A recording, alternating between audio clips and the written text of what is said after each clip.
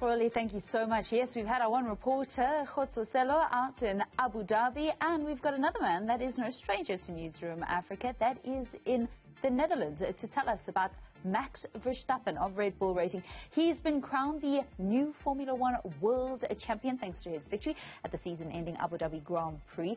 Verstappen and seven-time world champion Lewis Hamilton were level on points before the race, with the former taking pole position before becoming the first ever title winner from the Netherlands. To talk more about this, we're joined by sports journalist Marc Lewis, who's in Eindhoven. A very good evening and welcome, I should say welcome back to Newzroom Afrika, and welcome back into studio.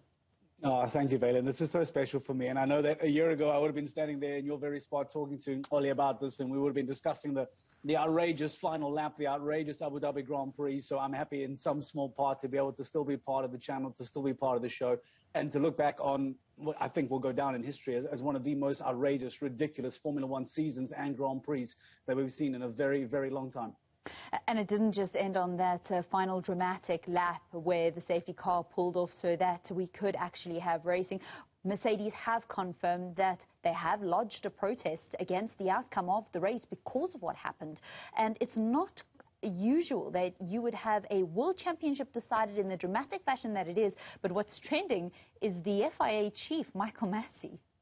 Well, this is the irony, is that if you go on social media now, you'll see a lot of hate either being dished out towards Lewis Hamilton or Max Verstappen, depending on what camp you find yourself in. But the reality is that neither of the drivers are to blame here. They are the ones that don't make the rules. They are the ones that simply need to follow them. And you're right, the FIA will be the one that will be under the spotlight for the rest of the winter here in Europe, because I have no doubt that this will indeed go to the Court of Arbitration for Sports and will probably turn into a really messy, long, ongoing debate, because Lewis Hamilton and his camp will feel as if they were robbed today, because there's been huge irregularity in the way that the FIA has dealt with this 2021 season. And again, I must repeat that for me, Max Verstappen is not the villain here. Yes, Lewis Hamilton fans will feel as if he has been robbed and that Max Verstappen is the man to do the robbing.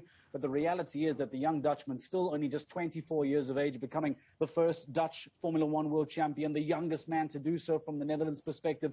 It's a heroic story that deserves to be celebrated, yet somehow you get the impression that this cloud is going to hang over it. Although many will tell you that in sporting terms, there is never a highlights comment section under the rule book, that in years to come, people will forget about whatever impending Court of Arbitration for Sport hearings might follow, and they will simply remember today as a heroic final standings for Max Verstappen. Border. And he did a lot of his racing. Obviously, his father, Jos, is also from the Netherlands. He considers himself to be from the Netherlands, which is why we keep on saying he's a Dutch driver.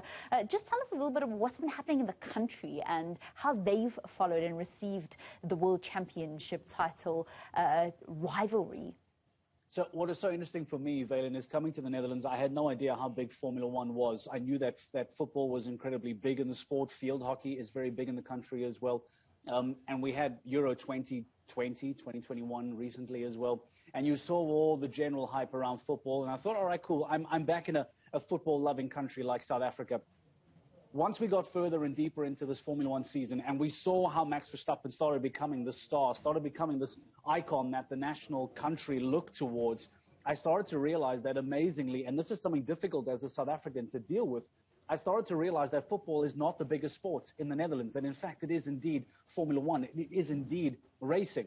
And because they have a young, successful, handsome, marketable, well-spoken man like Max Verstappen, he is everywhere. He is on the corner of every single billboard. He is in every single shopping mall. He is on the side of delivery trucks. He is on TV non-stop. Max Verstappen is the golden boy of the Netherlands. And because of that, every single race day, you've seen the numbers 33 being draped outside houses. You see fans traveling on the trains. You see fans traveling on the buses in Red Bull paraphernalia.